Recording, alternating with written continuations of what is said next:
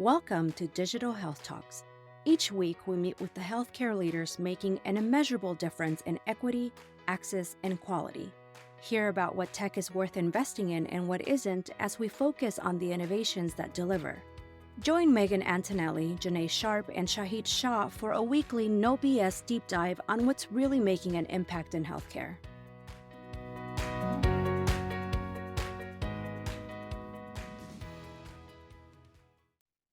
Welcome to another episode of Health Impacts Live Digital Health Talks. I am here today with my friend Cris, CIO of Mayo Clinic.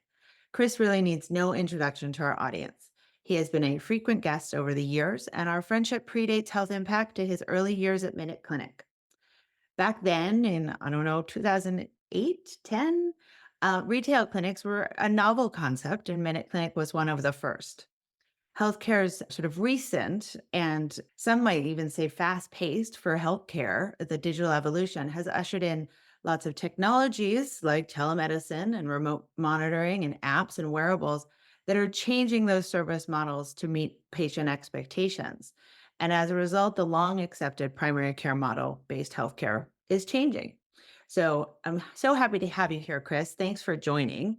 And I Thanks, wanted to talk Megan. a little bit about that model that's changing, how organizations like Mayo Clinic are responding to it, and of course, the evolution that you've seen coming from a Minute Clinic and now at Mayo.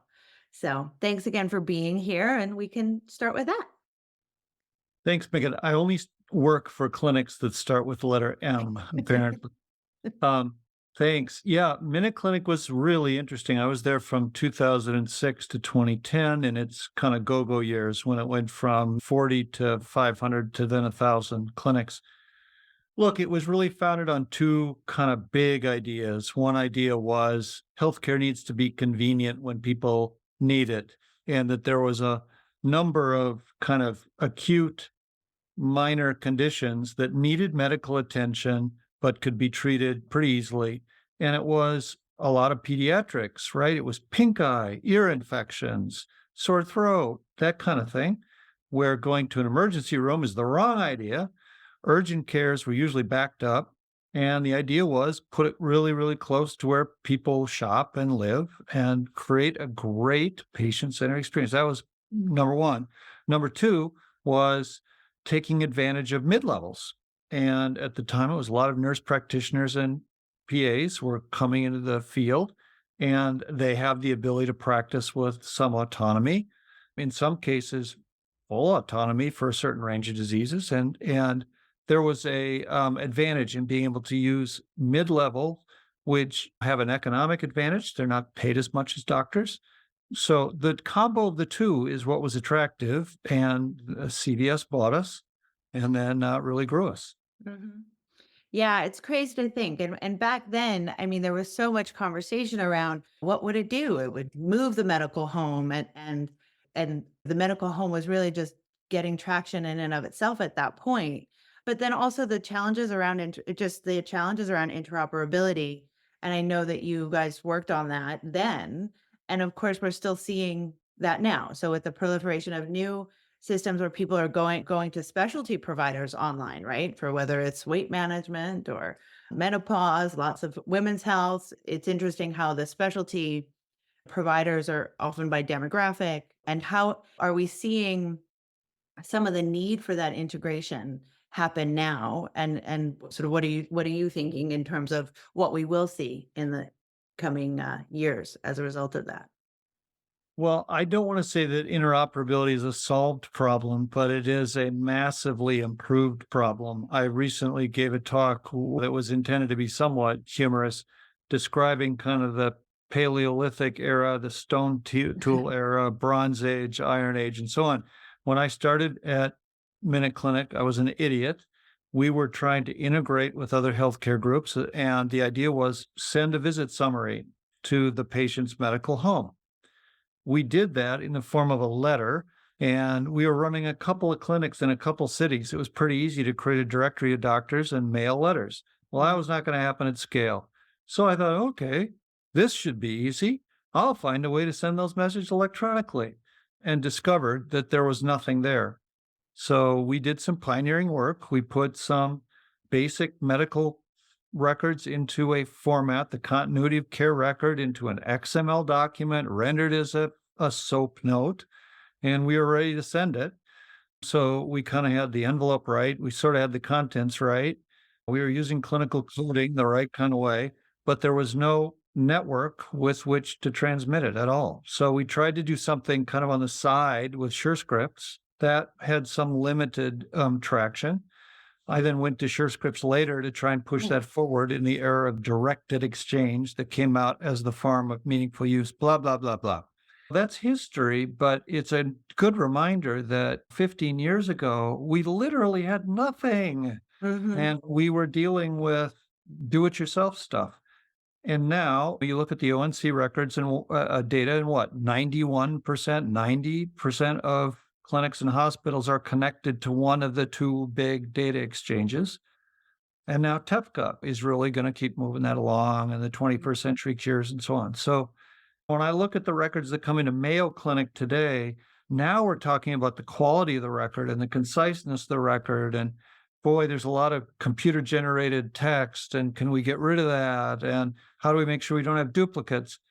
It's the refinement that we're trying to do now. And, Yeah, it's amazing to think of the progress. I mean, and when we used to sort of complain of the slow pace, it's moved quickly, and there's been a lot of progress made in terms of just the implementation and just the access to the information that patients can get.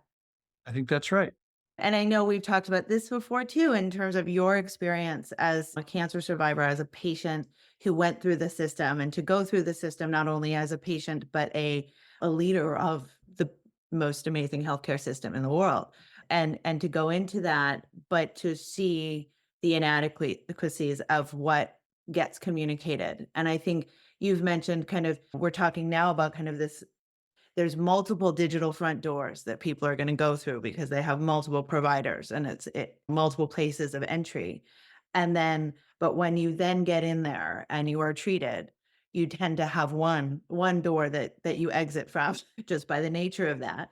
And how we handle patients there is not always the best way. And I think you've talked about that, but I'd love to hear you sort of talk about, as now you're luckily a couple of years from that experience and what you learned, and then of course what you've implemented or focused on. How did that change your efforts at Mayo? Yeah. So the thing that I noticed being a patient, and I went through cancer twice. So the first time was just after we implemented our EHR, and my focus was, how's the EHR doing? And I could find lots of ways in which we weren't optimized. And we still live with, how do we make doctors and other clinicians feel like the electronic tools work for them and patients, and not the other way around? Maybe by the second time around, I was noticing things like, we have a really good digital front door at Mayo, but we have a really terrible digital back door. And I don't mean to disparage my colleagues. We're just not good at it. We don't provide survivorship support or aftercare or support for caregivers. And we're getting better at it, especially in things like our hospital at home. But one adjacent thing that I've been sort of focusing on recently, Megan, that might be useful is sitting back and thinking about the limited times. Mayo's a great system. Places where I ran into things that were suboptimal.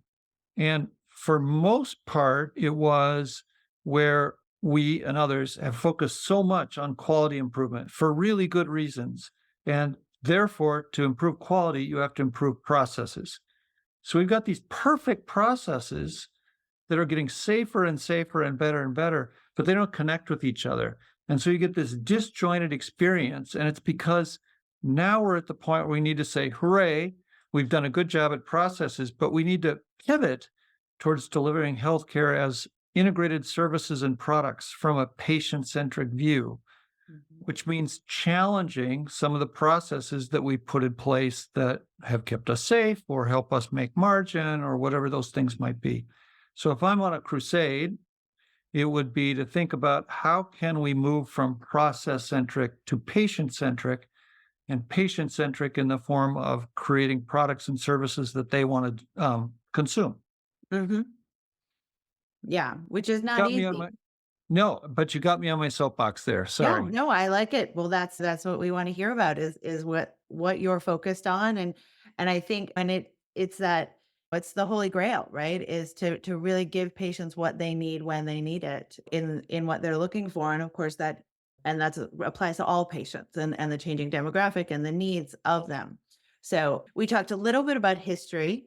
We talked about where you're focused on now. And I know you've spent and done so much in the AI space with Mayo. Share with our audience in the little time we have left, just a little bit about where things are going with large language models, how you guys are responding, what you think that's going to do, and really what are the implications for patient-centered care within AI, and what are some of those opportunities? Yeah, we could talk about that for a long time. So there's the before ChatGPT and after ChatGPT era, and in the kind of OG era, we were doing lots of algorithm development that was super cool. And that continues. It's just not quite as sexy and it doesn't get the headlines that Gen AI does. Gen AI is an unbelievably powerful set of technologies that's the culmination of a lot of things brought together. So we have a major partnership with Google. We have partnerships with others around model building and other kinds of things. We're going to do a whole mix of build, buy, integrate, and move forward. There's a lot of things that we're working on that will be in patient care that have to go through an FDA software as a medical device process, and other helper tools like voice that are in a different space. And I think that 5 years from now, the interaction of clinicians with the electronic health record will be very different, and it will be increasing amounts of voice and less typing and clicking. And I think our clinicians will be extremely happy with that future. But it depends on the voice technologies being reliable enough, trusted, can we bake them into the workflow and so on. But those kinds of ways that we change the way that the doctors and patients interact is super cool. It's going to be an accretion of a lot of little AI, and I like to talk about little AI, but we're also going to do some big AI, diagnostic tools, treatment tools, and so on. So I'm super excited about this. I wish I was 30 years younger. The future's unbelievable. Holy smokes. Yeah, it is amazing to have seen. And as we've watched this sort of evolution of innovation and implementation and adoption around healthcare technology, what we've seen in the last 3 years and amidst the pandemic, and then in the time from it, has been amazing. And it will change. I mean, a lot of the things that we wanted for so long changed overnight in terms of access to sort of telemedicine and virtual care and things like that. And certainly not with no work. I know, it wasn't that easy, but to some it seemed that easy. So, but the future is bright, and I like that. So, will we see you? I will see you at HIMSS, I hope. I'll be there. Fabulous. Well, I look forward to it, and thank you so much for joining us. It's wonderful to see you, and we'll see you soon.